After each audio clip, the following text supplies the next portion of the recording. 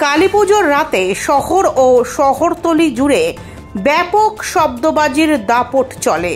মঙ্গলবার বিকেল 5টা নাগাদ কলকাতা পুলিশ সূত্রের খবর অনুযায়ী কলকাতা পুলিশ কালীপুজোর রাত্রে অভিযান চালিয়ে অশোভন আচরণের দায়ে মোট 451 জনকে গ্রেফতার করেছে।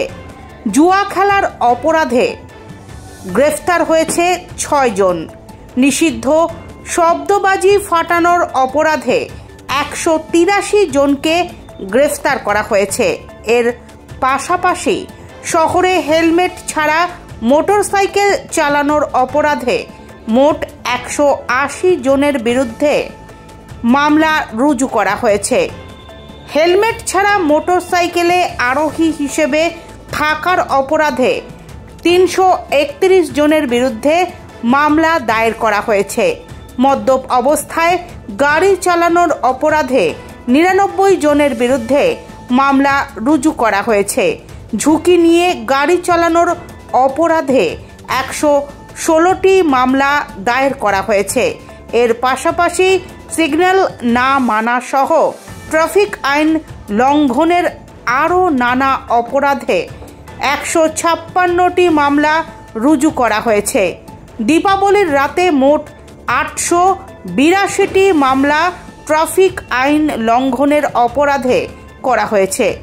নিষিদ্ধ বাজি ফাটানো, অশোভন আচরণ এবং জুয়া খেলার অপরাধে মোট 640 জনকে গ্রেফতার করা হয়েছে। দীপাবলি মানে শুধু আলোর উৎসব নয়, গোটা দেশ জুড়ে ফাটে নানা ধরনের আতশবাজি। এতেই বায়ু দূষণের সম্ভাবনাও থাকে প্রবল। চলতি বছরে সরকারের সাবধানবাণী সত্ত্বেও দেদারে ফাটানো হয়েছে আতশবাজি। তাতেই দেশের একাধিক জায়গায় বায়ুর গুণগত মান খারাপ হয়েছে। দিল্লির অবস্থা সব থেকে খারাপ। তবে চলতি বছরে অন্য কথাই বললেন কলকাতা পুলিশ কমিশনার মনোজ ভার্মা। জানালেন, গত বছরের তুলনায় কলকাতার পরিস্থিতি এবারে অনেকটাই ভালো। এমনকি দেশের অন্যান্য রাজ্যের বড় শহরের থেকে কলকাতায় দূষণও কম হয়েছে।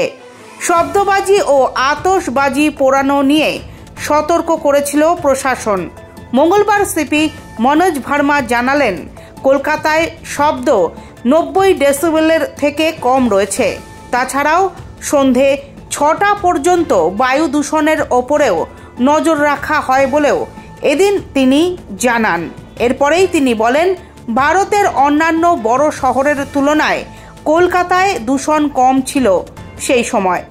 রাত 10টা কিংবা 12টার রিপোর্ট খতিয়ে দেখলে গোটা চিত্রটা স্পষ্ট হবে বলে উল্লেখ করেন সিপি। এদিন পুলিশ কমিশনার আরও বলেন যে শব্দ দূষণ হোক বা বায়ু দূষণ, চলতি বছরে দীপাবলিতে কলকাতায় দুটোই গত বছরের তুলনায় কম রয়েছে।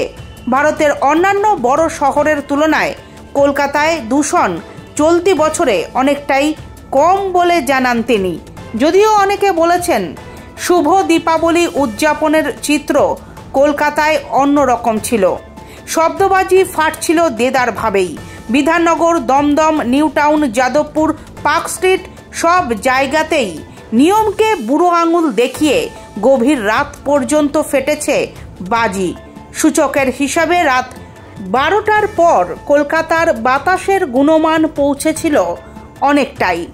বালিগঞ্জ ও বিধাননগরে দূষণের সর্বোচ্চ মাত্রা 400-র গণ্ডি পার করে। রাত 2টোর পরেও কমেনি শব্দবাজির তাণ্ডব। এমনকি রাতে কলকাতার বেশিরভাগ এলাকা দূষণে দিল্লিকেও টেক্কা দিয়ে ফেলেছিল। প্রাপ্ত তথ্য অনুযায়ী সোমবার রাত 12টা পর্যন্ত 41টি অভিযোগ জমা পড়েছে দূষণ নিয়ন্ত্রক পর্ষদের কাছে। কসবা, নিউ আলিপুর, সল্টলেক, শিয়ালদা, যোধপুর পার্ক, ভবানীপুর, বালিগঞ্জ থেকে সবচেয়ে বেশি অভিযোগ জমা পড়েছে।